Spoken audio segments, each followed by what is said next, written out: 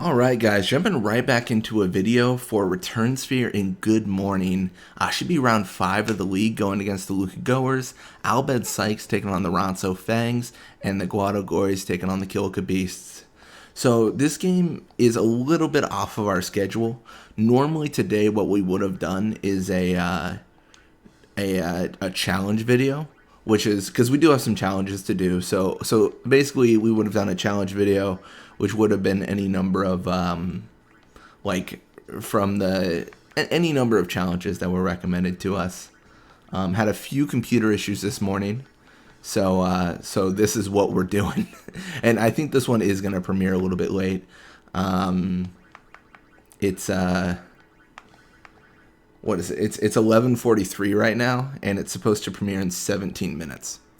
So it's not gonna upload by that time. I mean, by the time I finish recording this, right, it'll be probably like 11:56, but it'll be fine, right? We'll get it recorded today, and we'll get a couple videos up tomorrow as well. I'll make it up to you guys. No, I ended up having to reimage my computer because it crashed and I couldn't get it to boot back up, so I lost a lot of time this morning. Yeah, kind of lame, but you know, what are you gonna do, right? I think I got up. It's 11:43 right now, but I got up at around 5 in the morning because I was just like planning on like starting my day and my recording at that time.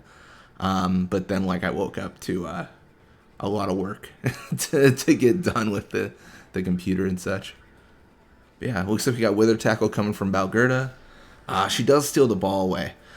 We already lost against the Guado Gories. I'm not looking to make it a habit, so come on, team. I believe you can stop the threat.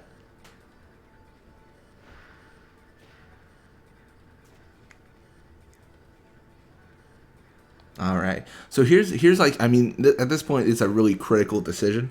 Do we want to pass to Larbite or Iskin? I'm gonna do Larbite here just because like it makes sense. He's got the ball, of course, and let's see. I don't know. I'm really torn on who's gonna be the most effective. Yeah.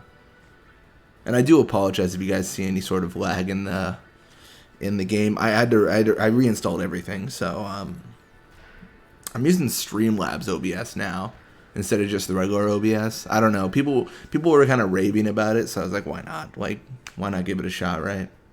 Give it an opportunity. Yeah. I mean, I don't know. For what I use it for, I see zero difference. But maybe if I stream more, which I am planning on streaming more in the very distant future. Because I've got like, so here's my plan, which is why it's the distant future, is I want to play through a lot of the mainline Final Fantasy. You guys know this, and I'm on Final Fantasy 3 right now. Oh, there it is. Vorja learns a technique. Sick. But I'm on Final Fantasy 3 right now, and I wanted to stream 14 when I beat 13. So like, maybe not even then. Like I want to. I'm really torn right now on like if I want to do it sequentially by release date, or if I want to do it sequentially just by like, you know, in what order they would appear. As in like 13.2 would be more recent than Final Fantasy 14 technically based on number, but obviously not based on release date because like Final Fantasy 14 came out before Final Fantasy 13 too, or I believe it did. It should have, because I think Final Fantasy 14 was out like, it was a weird thing. Like it was 13 and then it was an MMO, right? And then I don't know. It was this whole sequence of events. I don't actually recall. I just remember like there was some weirdness around like having the MMO be like a mainline entry, which I don't think it's necessarily that bad. I mean, maybe this is a weird, simple view, but like at the end of the day, it's all just names and numbers, and it doesn't really matter. Like, I mean, you could call Final Fantasy 14, you know, anything really, and it would be fine, as long as it's not like too deceptive to what it is, you know.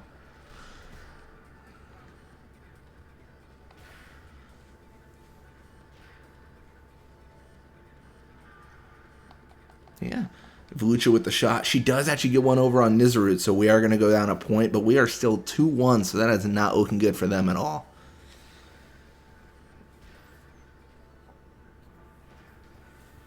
All right. Well, Voracek with the ball. So we're gonna push right side here. I'm gonna hope for a really, really quick goal if I can. I probably messed up my positioning there. If you noticed, Iskin kind of just wandered around in a circle for a little bit. If I had pushed up a little bit more aggressively, he might have actually pushed up as well.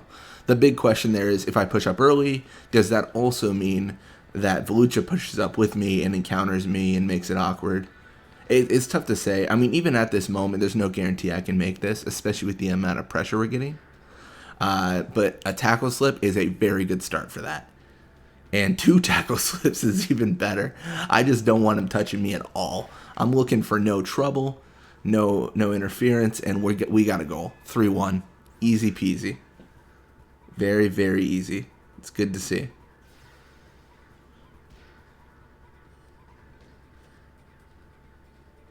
But yeah, Grave with the ball. He's going to push mid, but I mean, it doesn't matter. It doesn't matter.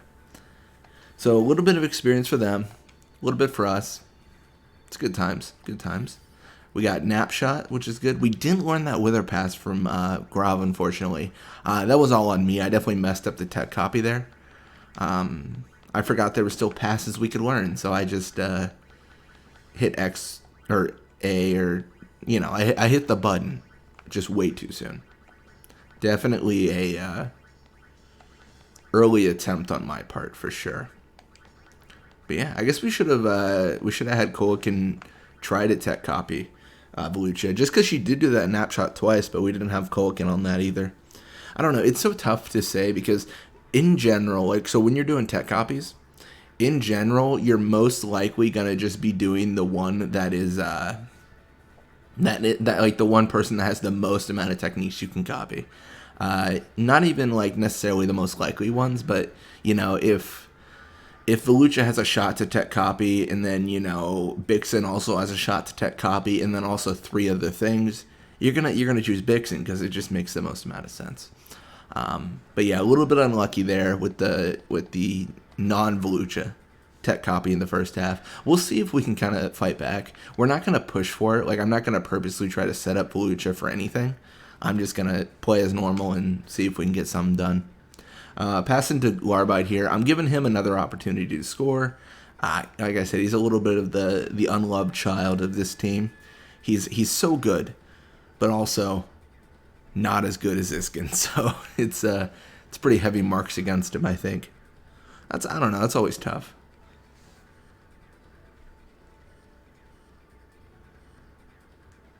All right. Graf pushing midfield here. We're going all out. We're not looking for any charity. We're not giving any charity.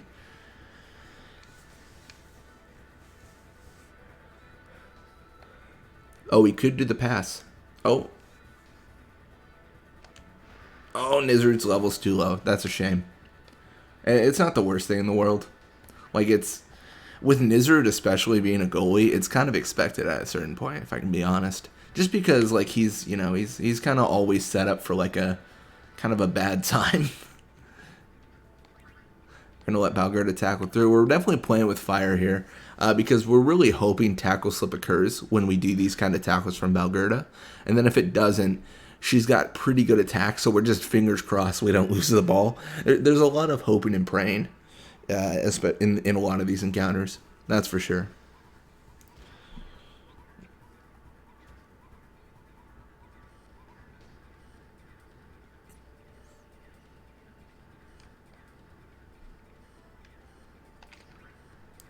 So we're just going to tackle through. I know he was doing the wither pass. I know he was doing the thing that was good for us, but I actually I don't know. I don't have a lot of faith that we could actually learn that, so I'm not too concerned about giving him any sort of breaks.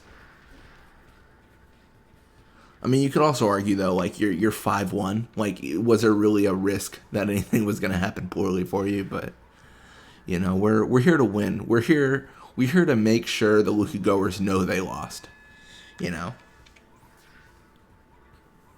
We won the tournament game against the goers in the story, and now we're just sweeping everyone, man. We purchased the entire Kilika Beast team, man. We're with all our prize money. Let's actually talk about that for a second. So when you win the tournament, you get the trophy, right? That's all cool, and then you get like a strength spear. I'm pretty sure the Strength Sphere sells for like 125 gil. Blitzball is the most economically like foolish thing you could do as an investor, I feel. Because you sell for 125 gil and, you know, what is it? Titus's contract is 1,000 gil or something like that, supposedly. I don't know. All the contracts cost so much more than the prizes. Like, you never actually win anything, right? I don't know. It just seems like a sinkhole of gil. You're never really getting ahead. Ronso Fangs, oh my gosh, dude. They're spending 8,000 gil per game. And there's no way they're getting any return on their investment, you know? It's not even like anyone's going to visit Mount Gagazet. It's literally, like, terrifying. You know, can you imagine? Okay, spoiler alert here. Can you imagine trying to sell a trip to Mount Gagazet? You're just like, oh, it's a snowy mountain. You can ski. It's a good time. But then also they're like, what are those things over there? Oh, those are the graves of all the summoners that died up here. Like, that's such a terrible tagline. Like, how are you gonna advertise that as a tourist? This is all the departed travelers that passed. Like, you know, come to our mountain where quite a few people pass away. Like, that just seems crazy. I don't know. Geographically, I'm getting as far away from Gagazet as I can, you know. There's rogue machines wandering around too. It's crazy. I guess what I'm stressing, it's an unsafe place. It's not a place of safety, that's for sure. I guess I shouldn't say that because, like, even like in the sequel, there's people visiting it, so it's not like it's as inhospitable. Maybe I'm just soft. Maybe I'm just like I don't know. There's braver people than me in the Final Fantasy universe, facing down rogue machina that are just, like, you know, on fire perpetually. I don't know how that works, but, you know, whatever. Only like 3 people know what I'm talking about.